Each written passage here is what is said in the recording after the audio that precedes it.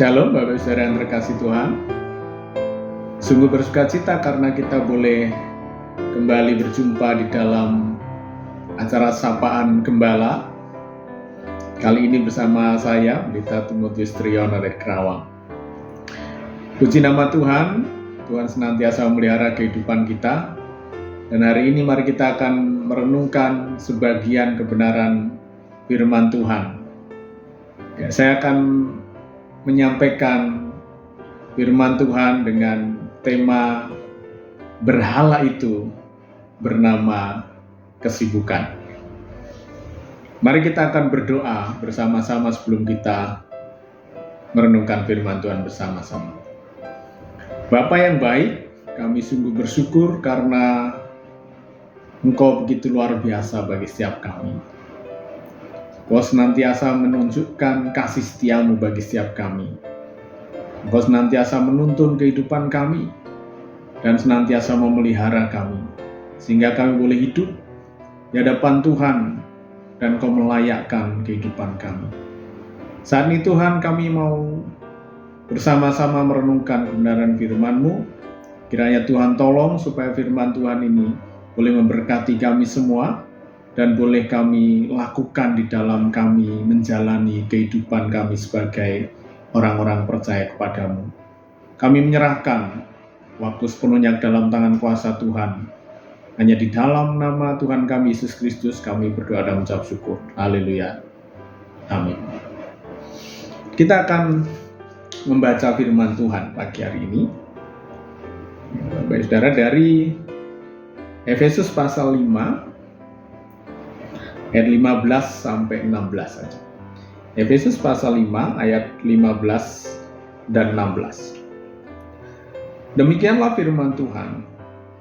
Karena itu perhatikanlah dengan seksama bagaimana kamu hidup. Janganlah seperti orang-orang bebal, tetapi seperti orang arif. Dan pergunakanlah waktu yang ada, karena hari-hari ini adalah jahat. Bapak Ibu Saudara yang terkasih, hari-hari ini atau zaman sekarang ini kita sering mendengar hidup kita harus produktif. Kita harus bekerja keras supaya kita sukses.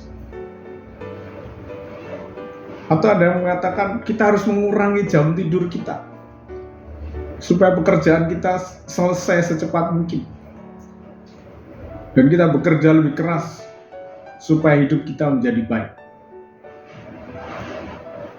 Nah, ungkapan-ungkapan ini secara tidak langsung ini membelenggu kita. Wah, kalau saya tidak produktif hari ini, berarti hidup saya sia-sia. Kalau saya tidak bekerja keras, saya tidak bisa sukses. Kalau saya tidur terlalu lama pada malam hari, wah, kerjaan saya nggak selesai. Saya nggak bisa berprestasi. Saya nggak bisa hebat. Dan ini terus terjadi. Apalagi kita sekarang hidup di dalam zaman yang, ya kata orang, serba cepat. Komunikasi serba mudah. Segala informasi bisa kita terima mana. Tetapi mari kita melihat, anak-anak muda sekarang coba kita melihat, berlomba-lomba untuk sukses sedini mungkin. Mereka jadi hebat, mereka pengen jadi sesuatu yang luar biasa. Mereka mengejar mati-matian segala prestasi untuk mencapai sukses itu. Dan apa yang terjadi? Mereka menjadi terlalu sibuk dalam menjalani kehidupan. Ya. Dan tidak ada kesempatan untuk sedikit santailah, gitu, menikmati kehidupan. Karena seringkali kita juga merasa begini, kalau wah lagi apa itu? Wah sorry ya, aku sedang sibuk. Kayaknya kesibukan ini menjadi satu kebanggaan. Kesibukan ini menjadi satu ukuran bahwa kalau kamu sibuk, kamu orang hebat. Dan bahkan, ya mohon maaf ini, Ada gereja-gereja tertentu juga begitu, menekankan masalah pengaturan waktu sedemikian rupa, ya, ibadah harus jam segini selesai. Kemudian khotbahnya isinya apa? Kunci menuju sukses. Luar biasa. Kemudian bekerja keras, Pak, supaya hidupmu menjadi baik. Nah, kita perlu tahu, saudara, memang bekerja keras ini baik untuk kita. Kita harus mengusahakan sesuatu yang baik untuk kehidupan kita, untuk masa depan kita. Tetapi kita perlu merenungkan, kita perlu merenungkan sekali. Kalau kita terlalu sibuk mengerjakan segala sesuatu untuk kehidupan kita di dunia ini, akibatnya apa?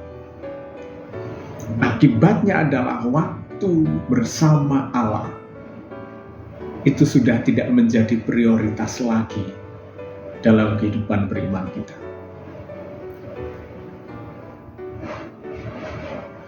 Prioritasnya digantikan dengan apa? Hasrat untuk meraih prestasi. Saya harus hebat, saya harus lebih dari teman-teman saya harus bisa melakukan ini, melakukan itu. Dan bahkan dalam doa-doa pun akhirnya menjadi begini, Tuhan, saya mohon, berkati saya sekarang. Selalu berbicara tentang waktu sekarang. Dan coba mari kita merenungkan, coba mari kita merenungkan sejenak. Kita bertanya, apakah dengan manajemen waktu yang baik akan selalu menghasilkan hidup yang berarti atau tidak? Saya sudah mengatur waktu dan baik, saya harus mengerjakan ini, ngerjakan ini. Tapi apakah itu menghasilkan hidup yang berarti atau tidak?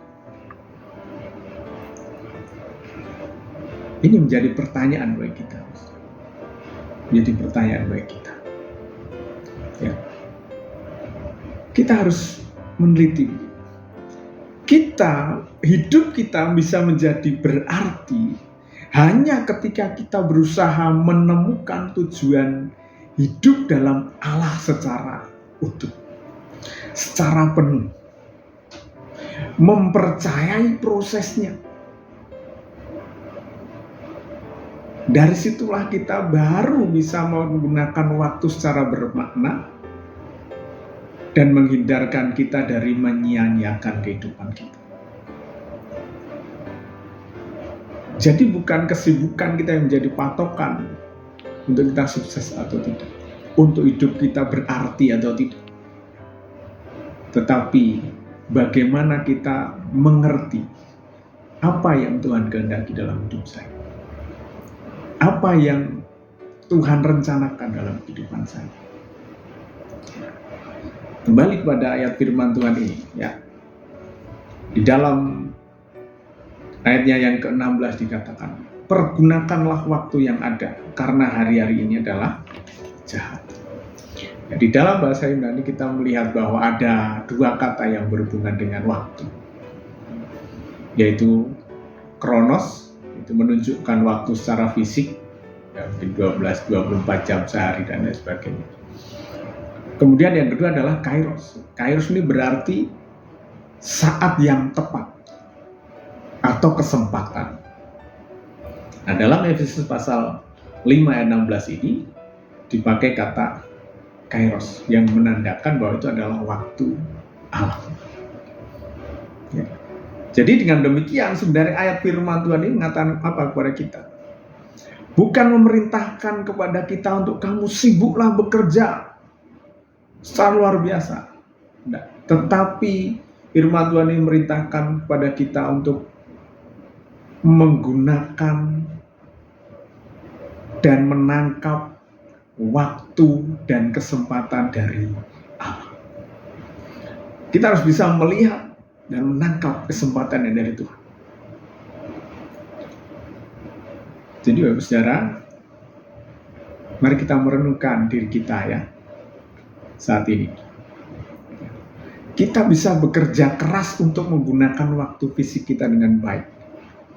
Seringkali orang bekerja keras menggunakan waktu fisik dengan baik, tetapi seringkali manusia itu bersikap apatis gitu, dengan menangkap kesempatan yang diberikan Allah. Berlewat begitu saja. Apa ini? Ya. Kita harus melihat begini.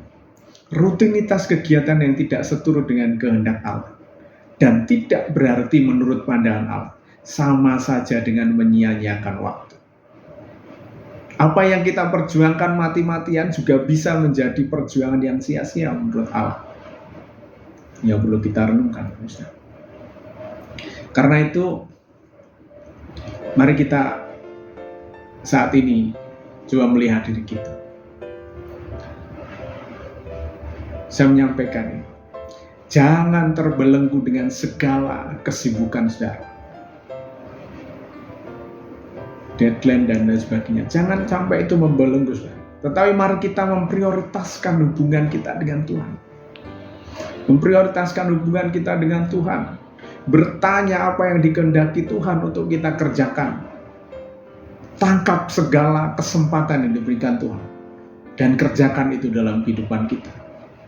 Supaya apa yang kita lakukan tidak menjadi sia-sia, tetapi menyenangkan hati Tuhan. Dan Tuhan mengatakan kepada kita, hamba-Ku yang setia. Jadi Bapak Saudara, mari kita sungguh-sungguh memprioritaskan diri kita untuk membangun hubungan dengan Tuhan. Sebelum kita melakukan segala sesuatu, datanglah kepada Tuhan, supaya Tuhan menolong kita semua. Amin.